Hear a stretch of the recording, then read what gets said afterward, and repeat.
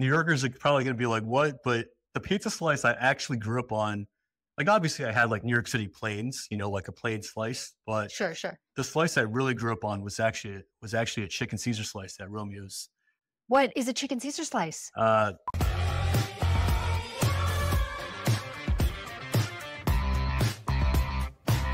Welcome back to Sprung on Food, an interview-based show where the overall topic of conversation is food. I'm your host, Kae Sprung.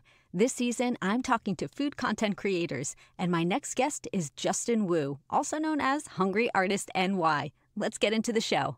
Justin, also known as Hungry Artist NY, is a food content creator and artist that focuses on sharing food stories and experiences. He fell in love with the diverse cuisines that the city has to offer, so he wanted to combine his two passions in life, food and art. Additionally, he loves creating content that connects with the greater food-loving community. Justin, welcome. Thank you so much. Super excited to be on. Because you are a food lover and an illustrator, if you had to paint or draw something and you could only use food as the actual medium, what different things would you use for the different colors? And if it's easier, you can kind of work by the colors of the rainbow or whatever strikes you. I think so. Recently, I actually did a random drawing on a napkin just because I was asked to Oh, after a meal, okay. and I didn't think about this Who at the asked time. you? Oh, I was doing a YouTube recording with Rec Team Oh, New York okay. City. Gotcha. Yeah, Okay, okay. I thought yeah. like maybe the server was like, please, sir, draw for me right now. Oh no, no, no. It was just like we were just having fun with it, and I didn't think about this until afterwards. But soy sauce would have been really good for just like brushing it onto the napkin, and different condiments like ketchup, I guess, would be nice for red. But there might be spices. I think spices have a lot of texture, or like in terms of the grainy texture, like even garlic powder or paprika or Yeah. something could really add texture. And I honestly, there's probably other ingredients I'm not like thinking of off the top of my head. One that I'm so curious about, blue. What would you do for blue? Ooh, it's a great question. Because I was trying to think and I was like, what would I use for blue? I mean, I guess maybe, see, I feel like with blueberry, would that come off more purple though?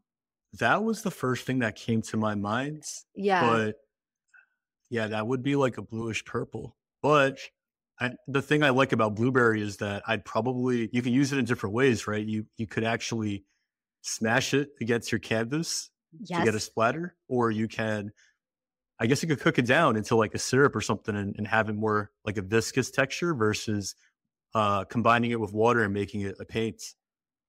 I like how you took this and did like extra credit with it. It wasn't just about the color, it was about because that's how your mind works too, right? You're an artist, so you think about the dimension, the texture too. I was very one-dimensional. I was like, just tell me about the colors, but you went that extra mile and started to think too, what can create those extra elements that gives it that little something extra. Well, it was a great question, so it got my gears grinding a little bit. And trust me, extra credit was not my forte in school, so it's good that I'm applying myself here a little bit. Well, I think that it also lends to the things that we're most passionate about. Not saying that you weren't passionate about school, but I don't know, you could tell me. But I think that when it comes to things that we really truly enjoy just on a natural level, it really creates that extra step in our thought process and it sparks something just maybe more enjoyable. So you're more willing and open to thinking about things outside of the box, I guess. I, 100%. And I've never really drawn with food as ingredients, so it might be something to try sometime. Get a big uh-oh. canvas and go a little Jackson Pollock on it, maybe. So yeah, This could be a new iteration, who yeah, knows, or just a bonus project. yeah. Stay tuned. Amazing. Justin, you are born and raised in Queens. I know that restaurants, they come and they go, but are there any that are still around that you've loved going to for all these years? Yeah, I mean, I guess my first thought when you say go into all these years is, a lot of food is tied with nostalgia. Like, for example, Mm, when people say like, "Oh, my favorite pizzeria" or whatnot, it doesn't necessarily mean it's the best from a technical level, but a lot of what you grow up with is like tied with love and food and memories.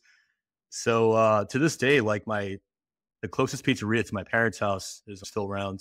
It's called Romeo's Pizzeria, and it was actually one of the first pizzerias or restaurants I went to drop off my art after the pandemic when, brick and mortars reopened.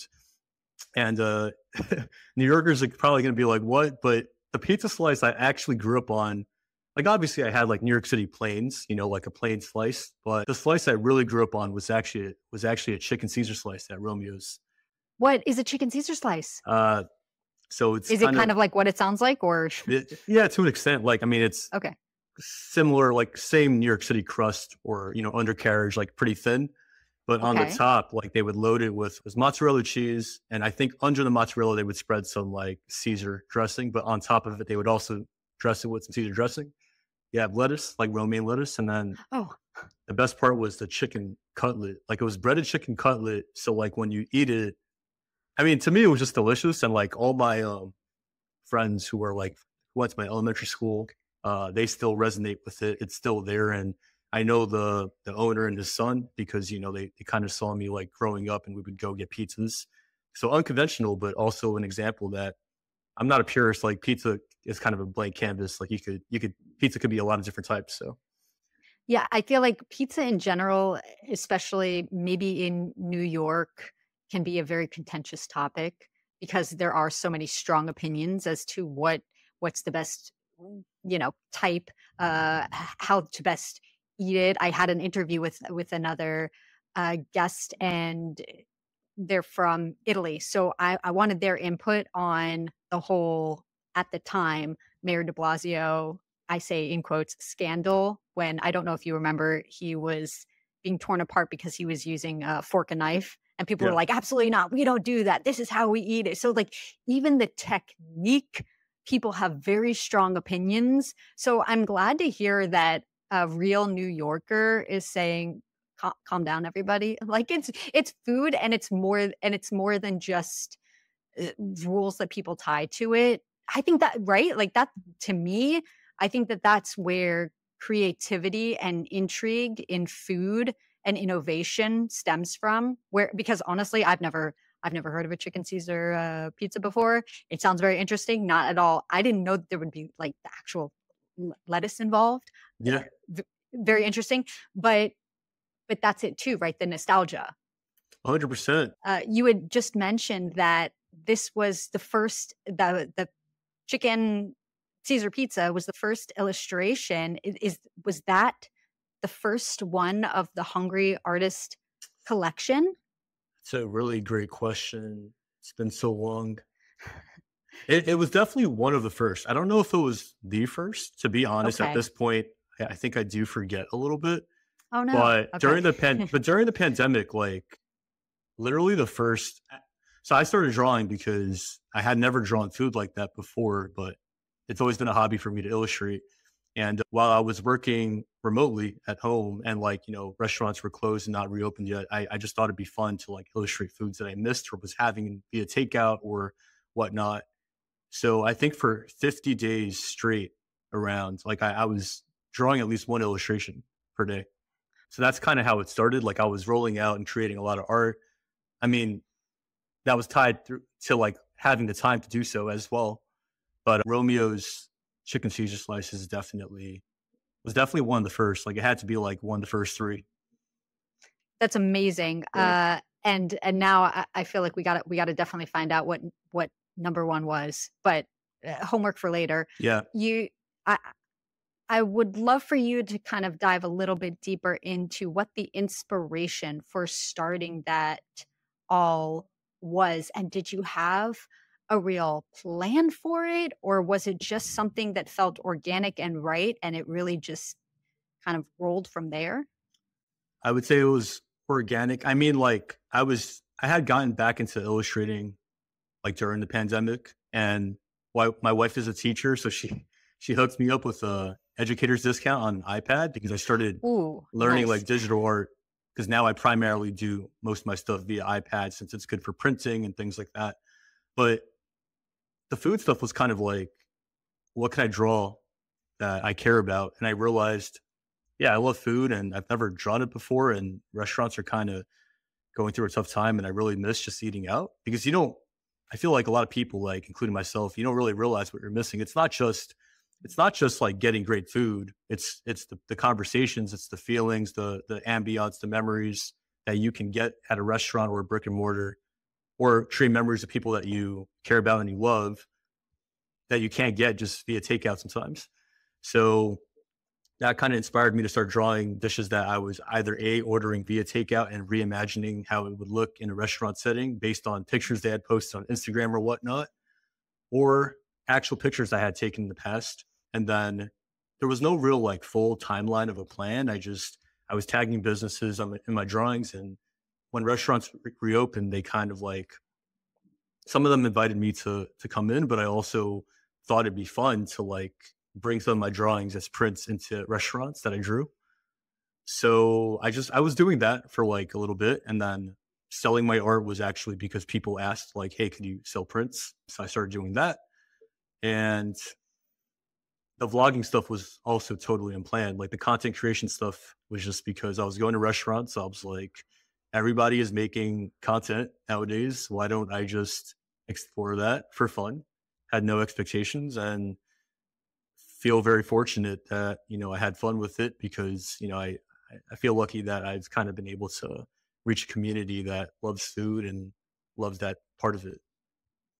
100%. And I think that coming from that place of authenticity and it being organic just aligned perfectly. What was that timeline like with starting the illustrations and then working with the different restaurants in that capacity, even if it's just providing them with those, and creating a social account from all of this? How quickly were you like, let me streamline all of this? What was that process? Yeah. So I knew I wanted to draw food, like I said. Well, I think I started drawing a few illustrations because I also didn't want. I was like, all right, I'm gonna draw food for sure, and I kind of have a goal of drawing food quite frequently because right now I have a lot of time.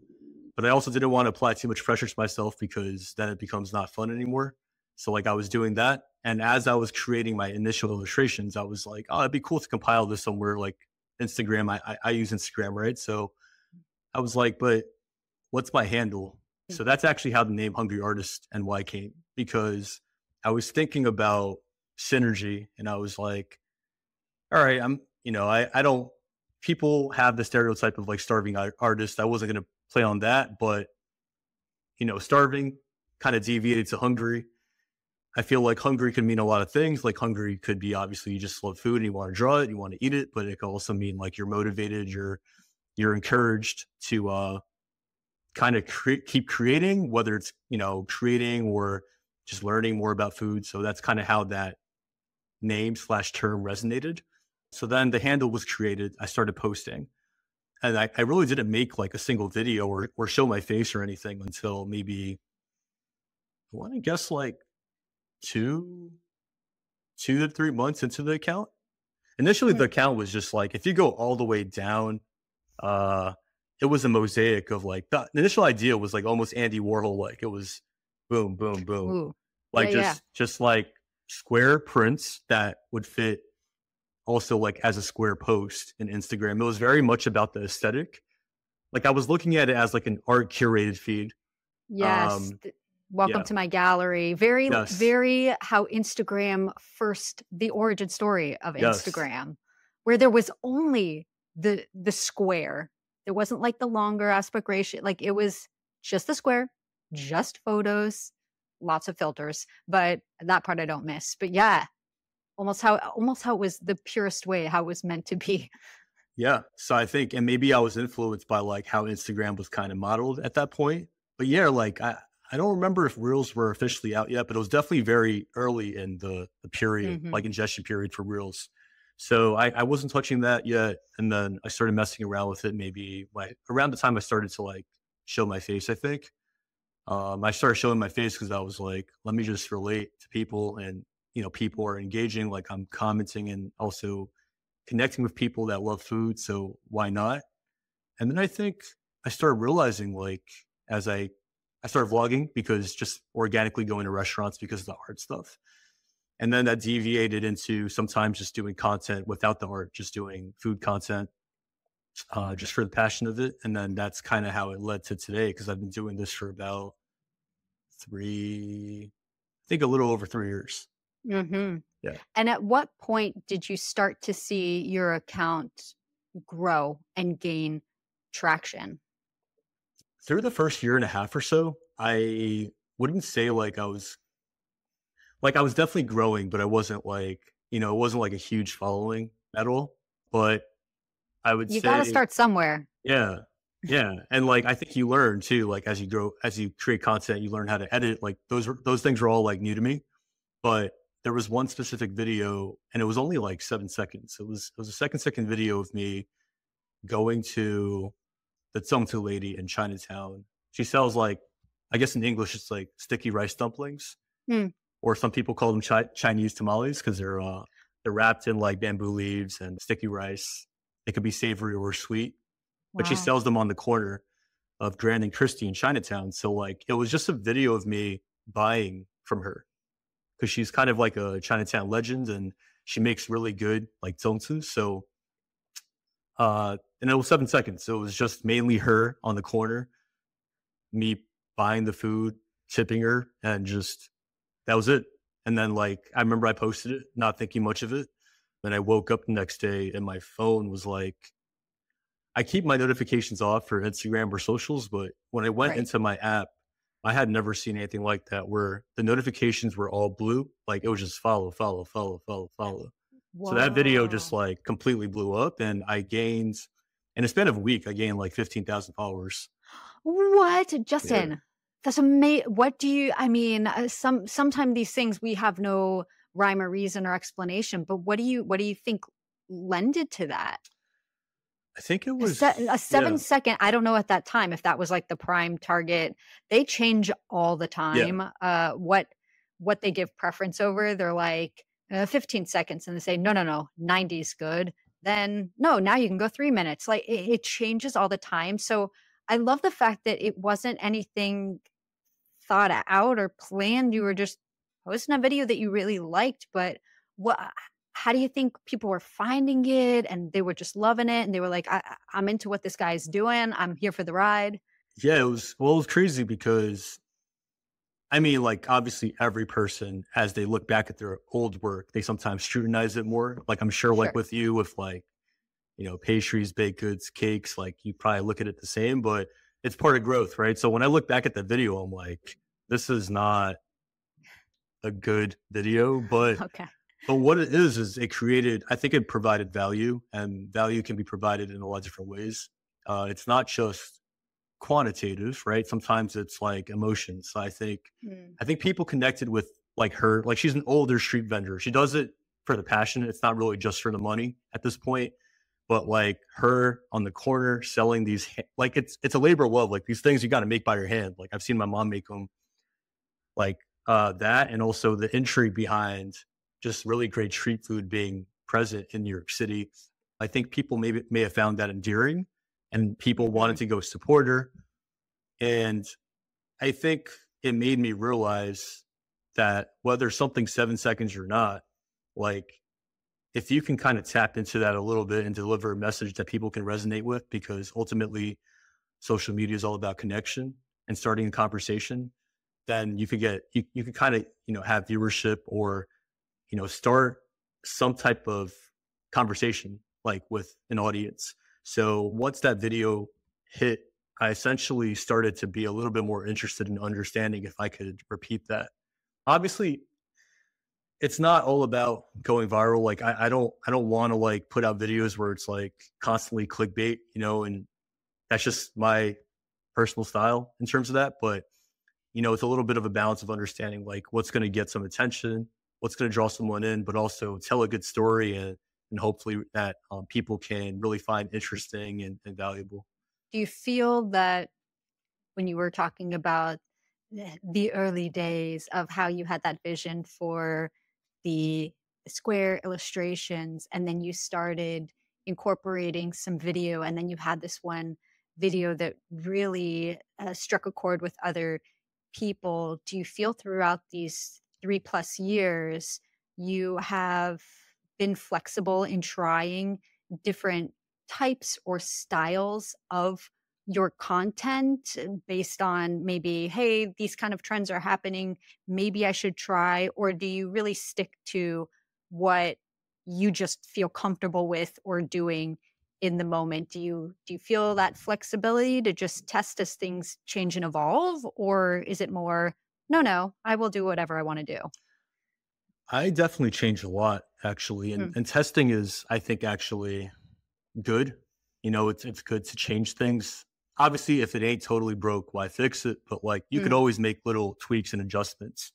I would say like even my recent videos, I think, are a little different than like my last like 8 to 10 videos. I think are different than the videos before that and how would you because describe that? Yeah. yeah, and I can go from like a timeline perspective, like going from Okay. the 7 seconds, the 7 second video. I think back then it was all about, in my head, I'm like attention span. Like people Mhm. want short form content, so it's got to be a couple seconds. And also, I didn't really have the bandwidth, or I think I just in my mind, like I didn't really have a vision yet of what a longer video would even look like.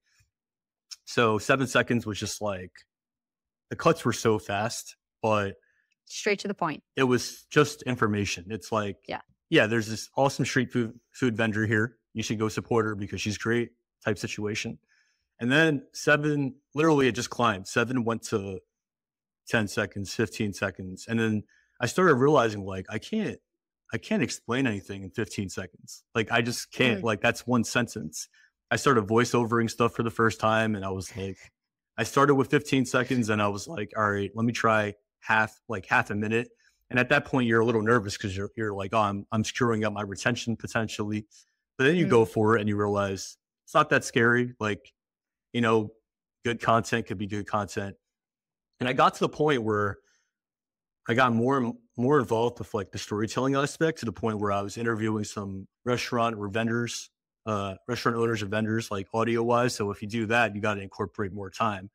There was at some Yes. point I was putting out like 90 second to 2 minute videos, and it was fine because most people tell you like you can't do that. But Who are these people? I think Instagram?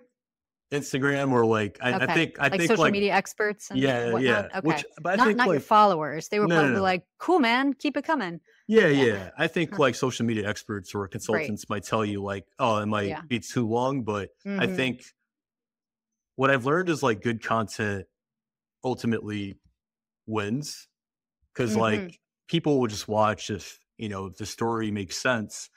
But I'm kind of back. My current videos are now a little shorter. They're back to like a minute 10, maybe a little under a minute, and I think that's because I've realized I can cut out certain things that I was putting in because maybe it didn't add to the story. Like it's also important to Mhm. be direct, concise and understandable, while also just staying true to yourself. So I think the content I'm making now is probably the closest to what I've really wanted to make, but it's always changing. Like I bet you if we talk in 3 months, like it might look a little different just because I've noticed certain things. And I don't honestly pay attention to trends too much, but I definitely take inspiration from like other creators sometimes when I see something and I'm like, I really like how, this person did this, or how this person approached that, or how they communicated that, because I I have challenged myself to be uncomfortable in a sense, because I do a lot of live talking now,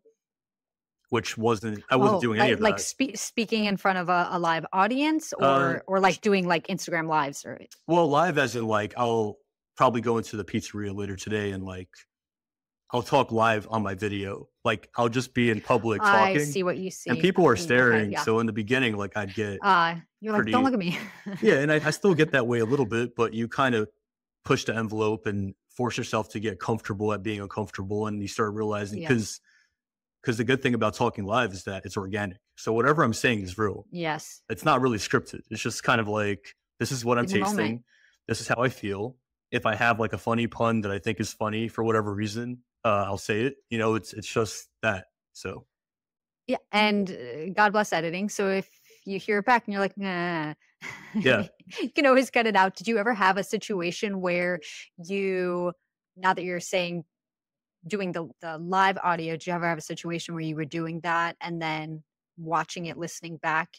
the audio was not there or something got corrupt? Oh, 100%. Like Oh, no. I've Yeah. had audio crap out. And then also sometimes like I just listen to myself or see what I got and I'm like, this wasn't great.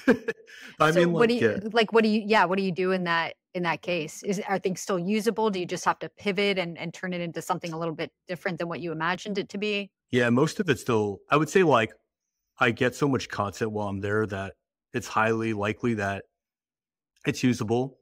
I might just have to like add other angles Mhm. and communicate what I want to communicate differently. Like maybe it is a voiceover or maybe it's another scene. But yeah, I mean, because I'm doing it live, there's times where I say something and I'm like, I don't necessarily think that's as accurate as I could paint it as, or I don't like how that sounds necessarily. Or there's a better way to say it. Like there's just a more efficient way to say it that's clear and more understandable for my audience. And that's where post-production and voiceover comes in Yeah. great because you can script it and then add that in, and it still adds that layer and that intrigue, into it, but it's just a smidge more polished. Yeah. When it comes to, uh, partnerships and working with different restaurants or brands, do you have a certain structure for that? Are you pitching to them? Are they pitching to you? How does that process kind of work for you? Yeah. I mean, I handle everything myself right now in terms of like working with brands. It's most like I have pitched to brands before, but most brands actually, and I think a lot of creators say this, it's mostly inbounds where Mhm. the brand already has their marketing department kind of have like their marketing spend and budget, and then they kind Mhm. of have an idea of like what core campaigns they have during the year. So then those emails usually come in, and I'm literally the one like responding back, typing back. And it took a while to understand what the pitch would look like in terms of like the dollars and what what I guess budget makes sense for the deliverables expected for like a brand. Also, like size of brand matters, right? Like a really big brand, like let's say Fortune 500 or like publicly traded for whatever reason, big corporation, like they probably have more marketing spend than like a much smaller business.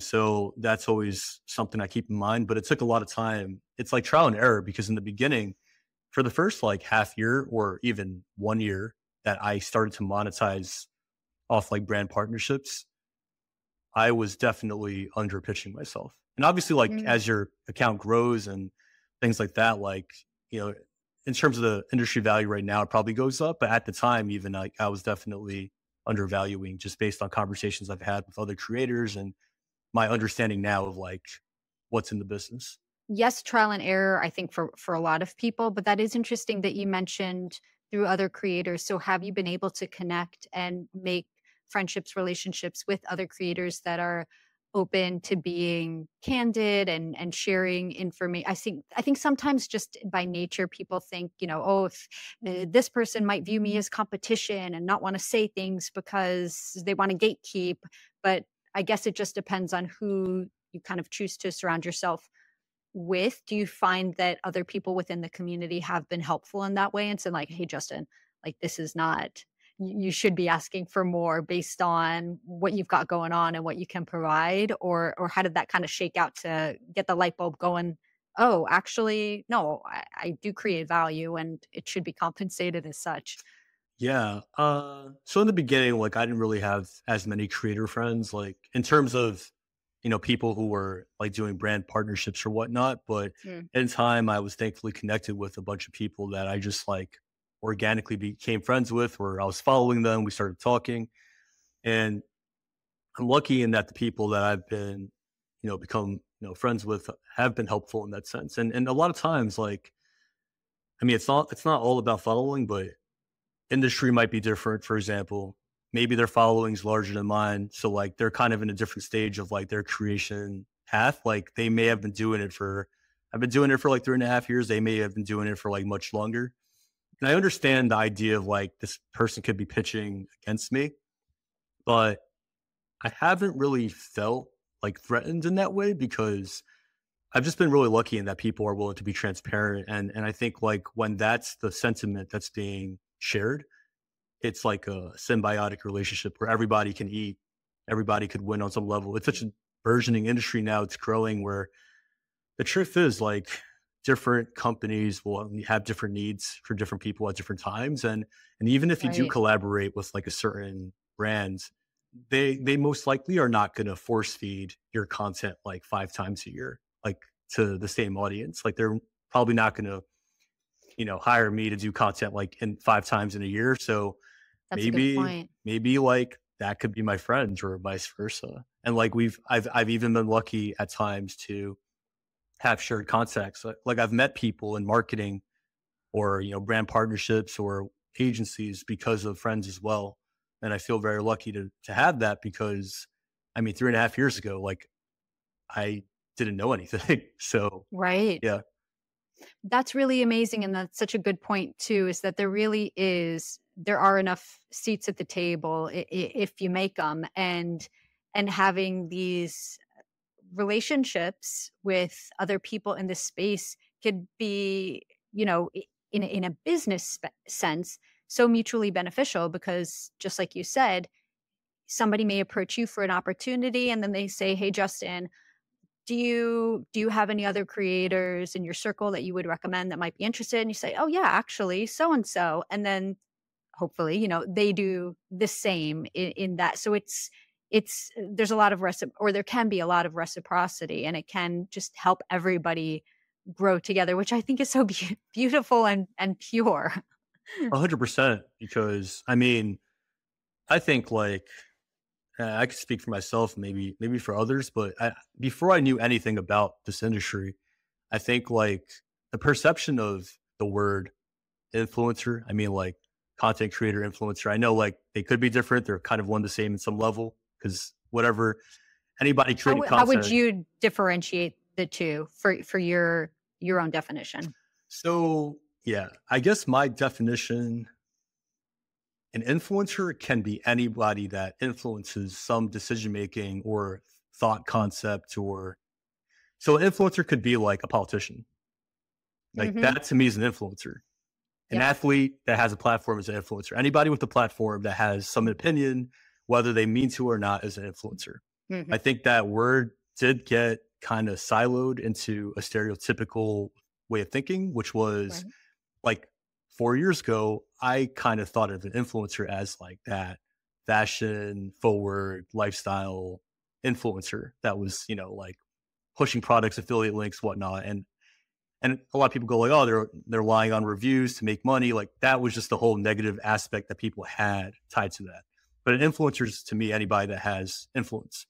Content creator is more niche in that you're creating content, whether it's through streaming, pre-edited videos, highly produced, content that could be aired somewhere else. But content creators are also influencers. I think influencers are just like a big umbrella. It's like is it a Venn diagram? Is that right? Where there's Yeah. the 2 circles and then they kinda connect Yeah. in the middle, and yeah. Yeah. So that's why like I don't know. I think like going back to my thought, I think in the beginning I almost thought like I don't know how these circles are. And I'm sure everybody's experience could be different, but I've just been really lucky where I realized no, it's just everybody's just trying to grow and learn and people are friendly and that they're down to make friends. And it's a it's a community in that like a lot of my friends from home that I grew up with, like, yeah, they consume content, but they don't really make content, or they like food, but they don't necessarily have to love food. But now I have like people I could talk to this about and nerd out about food Mm. with, so it's different. Yeah, you've joined and created a whole new community where that one part of your life you can express and, geek out about it with those people, and then you have other things to talk about with your other friends, but it is nice to have that kind of, outlet in that capacity. Talking about the big topic of creating content, especially now that you are leaning very much into video in terms of a timeline, how long can something take for you from maybe just the uh, planning on where the video is going to take place, shooting, editing, and then posting? How long? I know it's probably subjective, but how long can something like that take? Yeah, it could definitely differ, but I mean, like planning could take I don't know, like 30 minutes maybe, just because like Mm. I'd probably understand where I'm going. Sometimes if it's behind the scenes access, like I'm kind of actually connected with the owner and understanding like maybe I already been there and understand the story, but like just in terms of what I want to highlight, getting it on the calendar, that's always the most important thing. Mm. The actual shoots could take, I mean, they usually take at least 2 to 2.5 hours. And then Mm. they could go upwards to like 3.5. The longest shoot Oh, I've wow. ever been on was 5, which was like Oh, after what were you that, guys what were you guys making? Were you, like, proofing bread and stuff, or what were you doing? we just shot a lot of food that day. And like they Uh-huh. were, I mean, sometimes like, kudos to the restaurants as well. It's not easy like during service. So like they were really busy and they had multiple things going on. So we had to have breaks. Mhm. But definitely by the end of that shoot, like me and my cameraman Vinny were like, we were so wiped out. So usually after shoots, I'm like wiped out. I know it's like it might be hysterical to say, but I kind of like I like sports, so I always talk about shoots as like game day because like Yeah, it has that feeling, I get that. an NBA, I know like I'm shooting off my phone and stuff, but like let's say like an NBA team playing a like any game, right? Usually when you watch a basketball game, it takes up 2 to 2.5 hours of your time, which is about like how much an average shoot takes for me. And like setting up the shoot and getting into the mental state of like, because there's times I'm tired. There's times literally I'm tired because maybe I went on a shoot yesterday and mentally I am tired. Physically, I'm tired. So the preparation of like, all right, looking at the menu, understanding like what I'm actually going to be shooting, but also understanding what I might be saying story wise, remembering Mhm. that the commute, and then sometimes I get like actual nerves because Mhm. now I know That's I'm talking normal. live. I'm talking live. Yeah. So it's like, I know I'm in a public setting. People aren't there to see me, but like, I know that there's people next to me. And then in the thick of it, I'm just like locked in and focused, whether I'm tired or not. And then after that, it's yes, post production. That I don't know if I'm just being inefficient, but there's like the video I put out yesterday, that took me 4.5 hours of editing.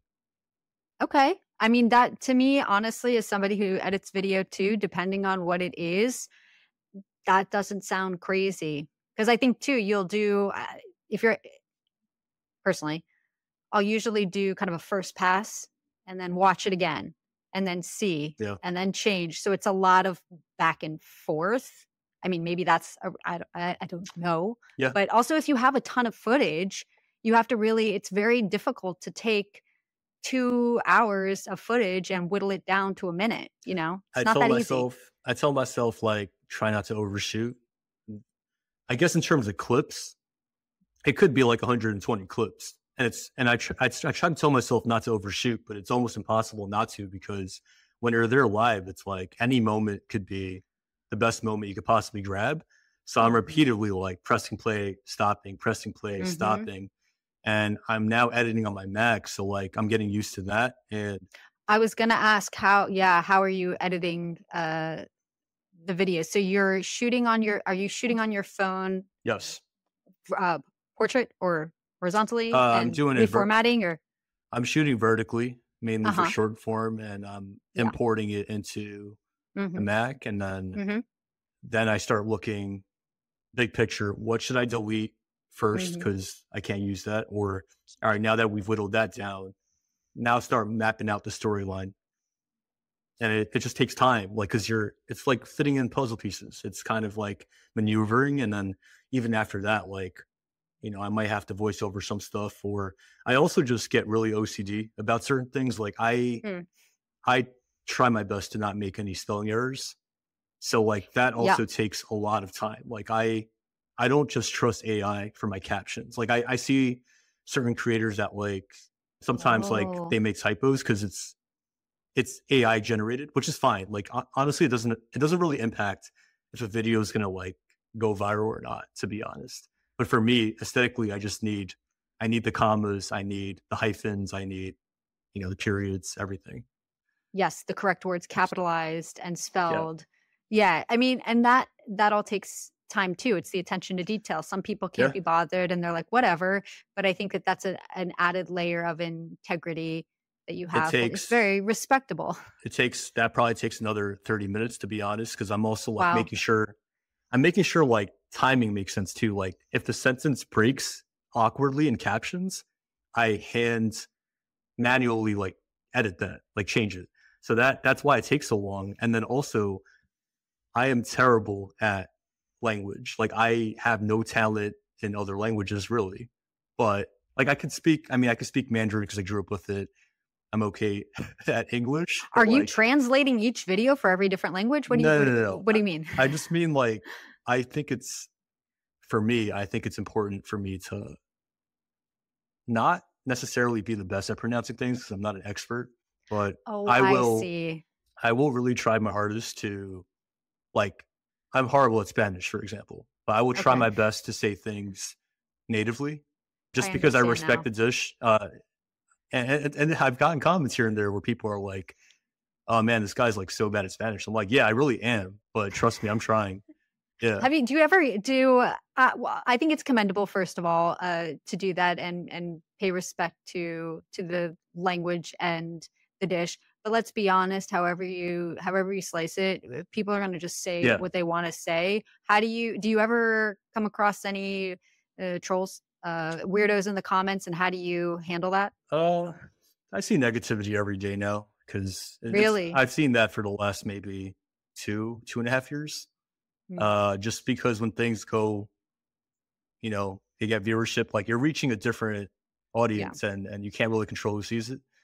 I usually I'm a bit more conditioned to it now, so I'm able to block it out and not let it affect me because the reality is like the way I see things and the way I communicate things isn't necessarily how other people view or use social media. Like in my personal time when I watch videos and if I don't agree with something, I don't go and engage. I don't comment. Yeah. I just watch it and go like, all right, sweet, whatever. But people will like fight in the comments over things like sometimes amongst each other. The first time I experienced hate was really uh this was probably like 2 years ago, Mm, 2.5 years ago. The reason why that one got to me, it wasn't targeted at me, but it got to me because somebody made a really, really racist comment towards the restaurant and the owners and the food. mm. And I think I wasn't used to that yet. So I was kind of like, how are you saying that? Like, do you see what you're saying right now? So that time I did kind of like clap back per se and got into it with that person. But I usually don't engage too much unless it's like I think this is way out of line. And look, whether you're gonna troll me back or not, like I don't really care. I'm just gonna speak my mind, and you can say whatever you want. But long term, you kind of realize most people hating are usually private accounts, or honestly, it blows my mind they have the time to do it because I barely have the time to to do what I'm doing. So for them to be able to spend an hour or 2 hours a day being negative, I mean, if that's a prerogative, good for them. But got to look past it. Absolutely. And I don't want to project. I don't know these people, thankfully, but I think that that is the essence of it. I think that they do have a lot of time, Yeah, and this is kind of the thrill of the hour and doing that. So it's not, and yes, and having, conversations or fighting with people who have the audacity to say certain things is really not worth your time. But I do have respect for, in that case, you were standing up for the restaurant and just people in general, which, because I think sometimes people need to really be told this is not okay, whether it yeah. sinks or not your problem, but you did your part. So respect for that. There's scratch and sniff stuff out there. If there was ever scratch and taste that existed, what would the one thing or first thing be that you would illustrate to be able to scratch and taste? Oh man, that's a good question. Scratch and taste. Oh man.